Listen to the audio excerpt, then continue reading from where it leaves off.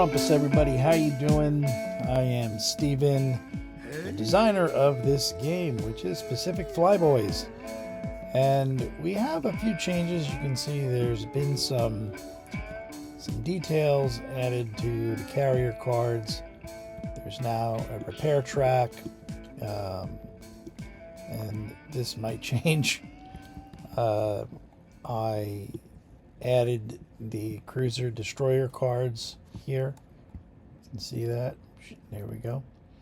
All right, and there's mini island cards now, and there's full island cards which are on the back of this, but get into that later. So now we have areas for the squadrons. When a squadron lands from this square, it goes into the recovery section here. And from here we can refuel on the deck, which obviously blocks the deck. So if there's another squadron that wants to come in, they cannot do that turn. And then we can put them into this spotting area so that they can be resupplied, and we can launch any other planes that are on the deck here, right? Obviously, if there's planes in the recovery phase, when we're accepting aircraft, planes won't be able to take off at the same time. So that's just the common sense carrier management kind of thing. These are the new specialization cards. So these would get tucked under, which is a little hard to do on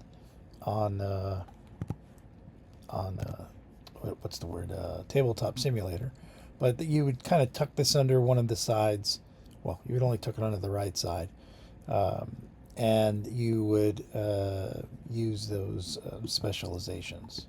So you just flip it if you want to use that. So that hasn't changed. That's the same as it was before. I just changed the way the card is physically handled.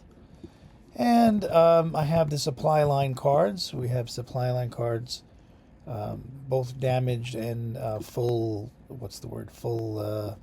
I don't know what the word is. So that's new. Well, not new, but those are actually in the game now. Now I have field track for the squadrons, as well as where did those cards go? The no ammo cards will also be used here for now, because the game is changing. So what's the big update? Well, you can see that the aircraft cards look a tiny bit different because there's now a blue number. These and the values have changed. So let me just in case you're curious, let me grab another Wildcat and just show you side by side here. All right, so you can see the new card here on the right. So the values changed. I got rid of the combat maneuvering, and now we have a tactical number, a TAC number. So this TAC number is basically for, get out of here. This TAC number is basically used for, pilot skill, combat awareness, that kind of stuff, situational awareness, etc. So there's a new number on there. The plane's abilities and stuff, maneuvering, etc. So you can see the A6M2, the 0 has a 3, I'll just put that up there for you, as opposed to the Wildcats 2. So the 0 was a slightly superior aircraft. Slightly. I don't like to say everything is better than something else when it comes to machines, because a skilled person or pilot can certainly use an inferior aircraft to their advantage, more or less. I mean, that's not across the board for everything. So here we have the tactical deck. Okay, this is the TAC deck. So The tack deck is going to be used as part of the air combat. Now, right now, I would tell you, I'm not sure if I'm going to use this. Yesterday or 2 days ago, I kind of came up with this idea to use I wanted to do this in the beginning, but I thought it was too much. And the way I was doing combat was a little too like bare bones. And if you're interested, you can look at other videos. But and the combat mat is different now. You've probably noticed that as well. So now what's going to happen is when squadrons meet in combat, they're going to be placed here in this little neutral area to start. I'm not 100% sure if I'm going to use, what's the word? I'm forgetting all my English. Sorry. Anyway. Boy, what's the word? Initiative. Sorry. I'm not sure how I'm going to do initiative yet. I might include two variations. People can use either statically use the tack number or alternate each turn so that things aren't too lopsided, or roll with the tack number. So for example, the rolling method, I would, as a Wildcat pilot, squadron, whatever, I've got a 14 plus a 2, that's 16. And then, well, let me just use the red die for the Japanese here. And what I got, 16, so he's got 12, 15. So the Wildcat would be in a better position. So the 0 would go in the disadvantaged slot, and the Wildcat would come up behind, right? Okay. Now, here's where the fun begins. I guess it's fun. So during my turn, let me make sure. I'm going to take the blue player. All right. Let me go back in here. Okay, so here's the deal. In the beginning of the each player would draw 5 cards. Okay, 1, 2, 3, 4, 5, and I'm going to. I'm going to lay out these. These cards here. Now the tack cards have a general. There's general tack cards, and then there's this one happens to be, luckily, a 6M. So this tack card would match that player's thing. They're mixed in the deck, but he got lucky and he drew his own tack card. On my turn, I can attack. I can try to get an advantaged position. I'm already in an advantaged position. I am thinking about doing this combat board maybe a little differently, but so this can get really involved. You can have a real intricate system for maneuvering, which might appeal to some people who want to just do like some cool air combat stuff. Developing that right now. I'm sticking with a more streamlined, simplified version because this is a carrier battle game and we have carriers. So we have to manage all that stuff. So on my turn, I can attack. And here you can see for the attack, what I would do is I would roll.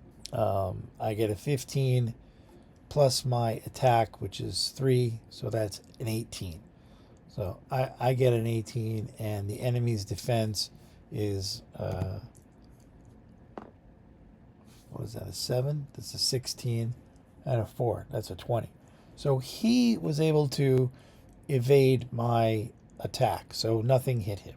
During that turn, I could draw a tactic card, but I've already got 5. Now, if I wanted, I could have used this card. I didn't, but let's go back and say I did. He had a 20, right? Yeah, he had a 20, and I had a, what was that, 15 and 3, 18. So he had an 18. I mean, so I have an 18. If I added 2 to that roll ahead of time, I would have had 20, which would have been the same as his. And for me, that's a hit. Not sure rolling over would really be something I want to do here. I don't know. If you have any feedback on that, let me know. But I think just on or over is good enough. So I would have hit him. I would have gotten a hit on him. That would bring his, so his damage, you'll also notice that I start with no marker. He starts with one marker. That this is trying to somewhat simulate. Again, I don't want to use the word simulation, but this is just trying to simulate the Zero's lesser durability than the Wildcat, for example. So we would move that down one, and then we would go to the next turn. This deflection card gets discarded. Then this would be the Zero's turn. Now the Zero can try to just outmaneuver, or he could use a attack card. Sorry. So here I'm going to use this attack card. It's a climbing spiral. If the enemy attempts to follow, they suffer -1 to their next maneuver check due to energy loss. So I could try the kind of maneuver. You'll see that I've got two maneuvers. Try this Immelman, and this is a little hard to pull off. You'll see the target number is 15, so I need a pretty high roll. So this plus my tack number of 3. So well, let's try that. Let's see what happens. And critical success. I love it. So I rolled my 20 plus my tack of 3 gives me 23, and I'm able to maneuver around. I think I accidentally cut the camera off there. So I rolled a 20 as the Japanese player. It's not an automatic win. It just boosted my ability. So we still, for maneuvering, I have to see if I can outmaneuver the Wildcat. I keep saying Hellcat. So what I'm going to do is the Hellcat player, the USN player, would roll for their tack number, their tactical, and they get a 13. So 13 plus their 2 is 15. So I won. So what happens is now we would swap those spots. Hold on, there's a little trouble here. All right, little computer problems. I might have to stop this. So for that turn, I was able to use that Immelman tack card and get in back of them or turn the tables, and that was the end of my turn. Now it would be the Hellcat's turn. Now for the Hellcat, since he's behind me, I do have a high yo-yo card I could play, but it's not going to help. I do have rolling scissors, so I could use this for my evasion roll when he tries to shoot at me. I could play that. Depends. You know, I don't know what I don't want to sit here on the video and think of what I'm going to do. I don't know, but having some computer problems now. There's a weird delay. So let me I don't know what's going on. Hopefully this video is still working. So this is the system. So we would just be jockeying for position. This is the dog fighting, trying to let me just go back. So I'm able to draw one. Oh man, this was a weird delay. I'm able to draw one new card at the beginning of my turn. I'm back to 5. Now I've got luckily I drew a tactic card specifically for the specifically for the Wildcat. So here I would want to get back into the advantageous position in this chase section, and then use that. I want to use that boom and zoom card. This is what I'm playing with right now. This is what's going on in the game. These are some of the tack cards that I've got so far, and they're doubled, so that it's balanced gameplay. And the full deck is 40, so there's 40 cards. It's quite a bit. I think it's the minimum of 40 cards.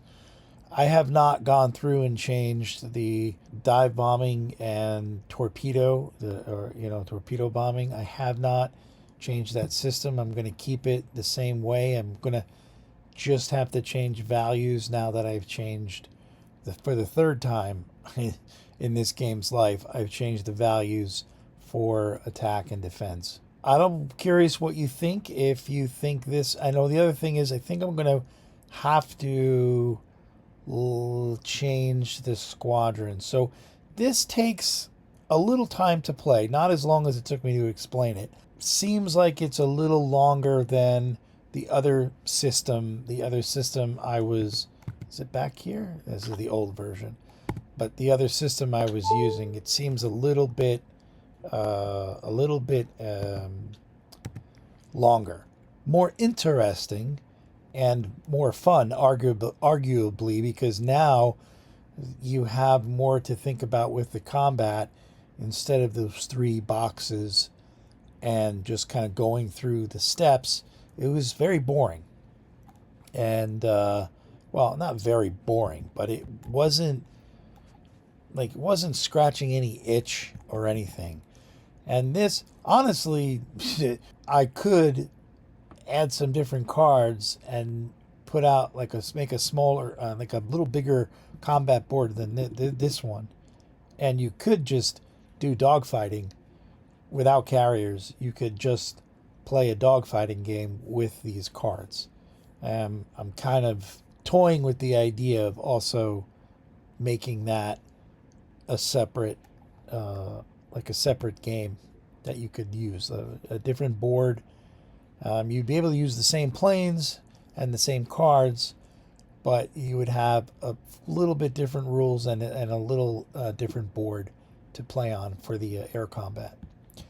So that's the game. My computer's wigging out on me. I guess that's it. Well, let me know what you think about the new tactical card system, and let me know if you have any questions. That's the state of the game. Still don't have anyone to play this with, but doing it myself here, testing it by myself, it seems pretty interesting. I'm gonna have to get the copy of this to somebody who can test it with another live human, and let me know what it's like.